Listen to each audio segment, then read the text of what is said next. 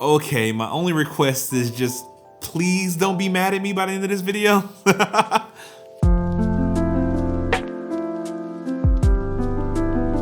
What's going on, guys? In this video, we're gonna be putting my favorite camera against my dream camera. So this is gonna be a pretty tough video to make. And hopefully by the end of it, if you are considering either of these two cameras, you'll know which one to go for. And by the end of this video, you'll know if I'm switching from my Blackmagic and going full Sony, so stick around. So what I wanna do is I wanna break this video down into digestible chunks. I wanna talk about the things I like about my Blackmagic 6K, and then I wanna talk about the things I like about the Sony A7S III. Then I wanna talk about the things I dislike about the Blackmagic and that I dislike about the Sony. That way we can have a well-rounded conversation of thoughts and opinions without favoring one camera too much or having a pre-existing mindset going into this. So first up, let's talk about the Blackmagic Pocket 6K. This has been my camera for the year. I've used it for the last 9 months now almost, and oh my goodness, this thing is just absolutely phenomenal. The first thing I'm gonna talk about is just the sheer image quality this thing puts out. 6K raw, like absolutely phenomenal camera. This is quite the powerhouse when you consider that it's a budget camera as well. Coming in at under $2,000, you can get a 6K raw camera and feel pretty good about it. One of the great things about the Blackmagic is its port selection. Now, I do love the fact that it has a mini XLR port. I tend to run a boom mic most of the time, and I run that boom mic straight into my camera. That way I don't have to have an external recorder, and if I do run an external recorder, I run a lav mic to the external. It just makes things a lot easier to be able to record directly to my video file. Another awesome thing about the Blackmagic is the SSD recording. You can record straight to an external SSD with this thing and be absolutely fine. It's also very versatile because it has a CF Express slot as well as an SD card slot, so you have plenty of recording option with this thing. Another point for the Blackmagic goes to the best camera menu on a camera right now. Blackmagic Design has outdone themselves with this camera's camera menu. I absolutely love it. It's one of the easiest things I've had to do. It's broken down very simplistically, and I wish every camera manufacturer had something that felt this fresh. Now, a thing I love about the Blackmagic is the way that you can build it out. A lot of people say that it's a very awkward shape, and I kinda get that and I kinda don't. This is my first cinema camera, and I have loved building this thing out to be a handheld rig. Like, the way I get to just make artsy videos with the Blackmagic is kind of unmatched, and it is beyond good for handheld. It is beyond good for just that documentation style. This is the camera you might want. Another pro is this giant rear screen. Love this thing. I haven't had a camera before that has a screen this big. I don't need a monitor if I don't want a monitor. It's something I can actually get by with. But for my personal preference, I will always have a monitor because this thing does not articulate. And one of my absolute favorite things about the Blackmagic is the community.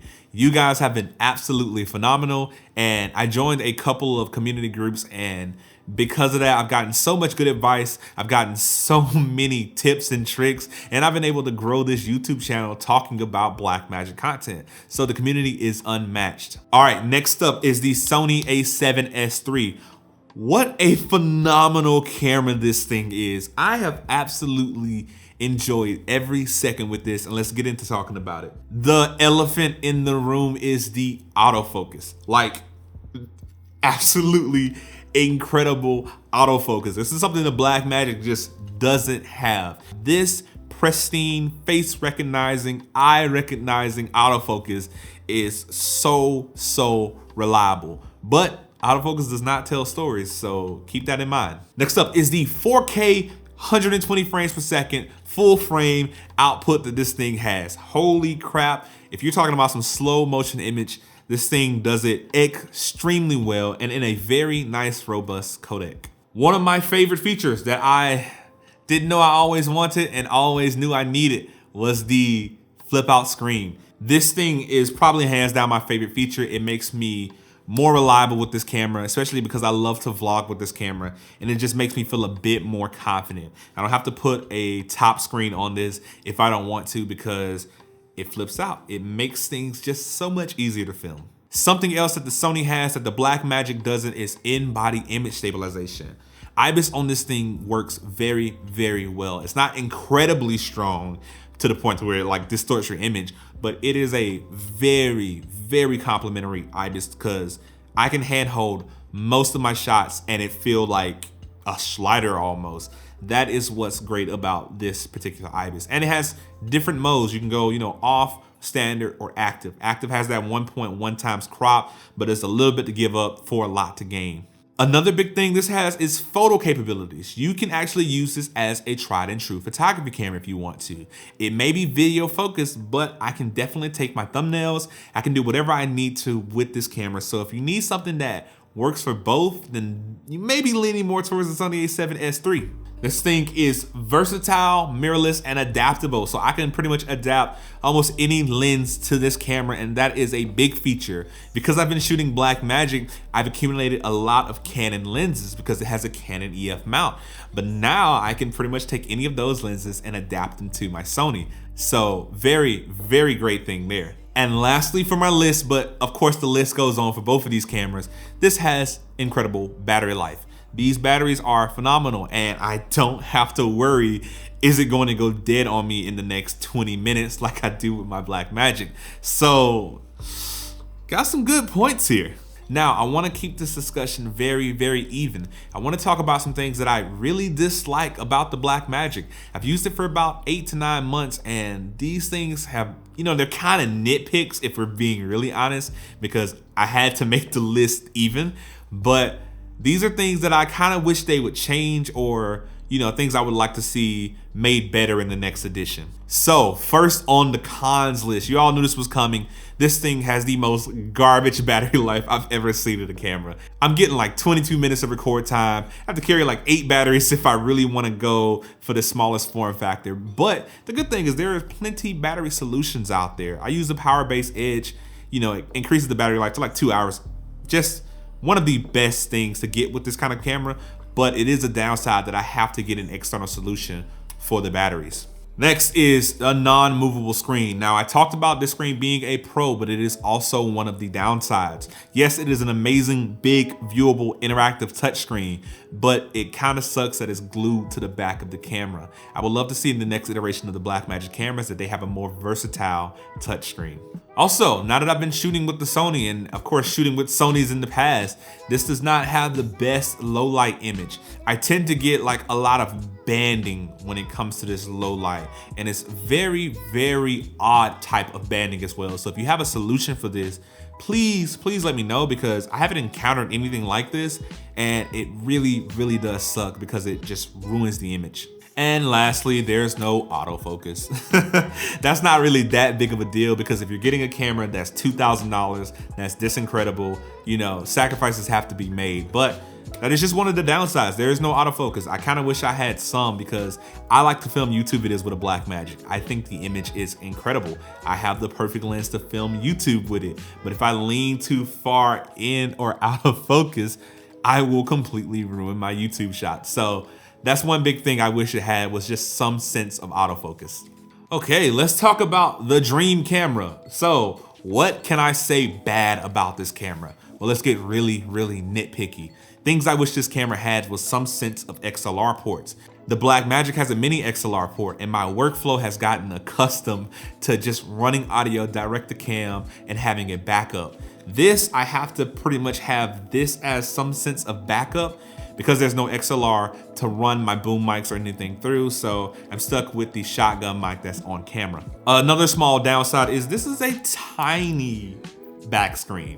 Like, I pretty much have to have a field monitor if I want to get, reliable focus or just a reliable composition with my image. Now, as I said, these are very, very big nitpicks, but that is one thing that is a downside, that I think the new Canon C70 has like a bigger flip out screen that is kind of like the best of both worlds when it comes to the Sony and the Blackmagic. So looking forward to that. Another potential downside with the Sony is there's no internal RAW. Now you can do external RAW with the Ninja 5 through this HDMI port. Now if we're comparing it to the Blackmagic is just outputting 6K RAW. So Just a point down for the Sony in case you really want that internal RAW workflow. And lastly, the biggest downside to the Sony A7S III, it's expensive. You could almost get 2 Blackmagic 6Ks for the price of the Sony. Now, you are getting a lot for that price point. You are getting something that's extremely versatile, extremely good at low light, doesn't overheat, one of just the best cameras out there. But for the people who are looking for more for their money and are maybe looking into multiple systems, that's something you have to consider. Should I get 2 Blackmagic or should I just get 1 Sony? Maybe your budget allows for either. Maybe you just need the Blackmagic. It's well for you to decide, and trust me, investing in either is not a bad idea. Okay, with all of that said, which camera do I enjoy most, and will I be switching from my Blackmagic? That's a very tough question because the Blackmagic has been absolutely incredible. I love shooting 6K. I love shooting handheld. It's so filmic. It's very, very, very reliable. Like, I know how to focus pull my shots at this point. I know how to, read exposures 100% correctly. I can use false color now. So this is my thing.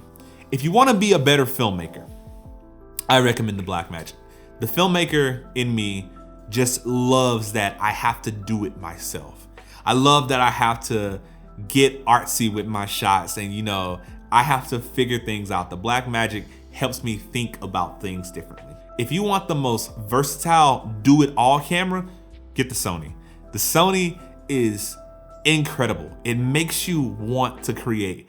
It's so reliable with its autofocus. It's such a small camera. You don't need to add any of the extra things to it. You don't need battery solutions. You don't have to have an external screen to get a flip out. You can just put a mic on it and you can just start creating. So that has been one of the things that the Sony has helped me do. It's helped me just create more. The Blackmagic made me a better filmmaker. The Sony made me a better creative. So I really do enjoy both. For the time being, most of my client shoots will still be shot with the Blackmagic. But when I need to add gimbal work in there, when I need some reliable autofocus, when I need to put something on a slider, the Sony is coming in strong. And I'm glad that I have both because they complement each other so well. I mean, tell me what's better than having a 6K powerhouse that can do RAW complemented with something that has such incredible and reliable autofocus. Like, these things are a perfect pair. If you can get both, I love this system, but if you have to pick one or the other, it depends on if you want to be, an artsy filmmaker or you want to create more content. It's up to you. But with all that being said, that's all I have for you today, guys. So if you like this video, give it a thumbs up. And if you loved it, consider subscribing because I'm bringing you more content just like this every week. So you guys stay safe, you're loved, and I will see you in the next one. Peace.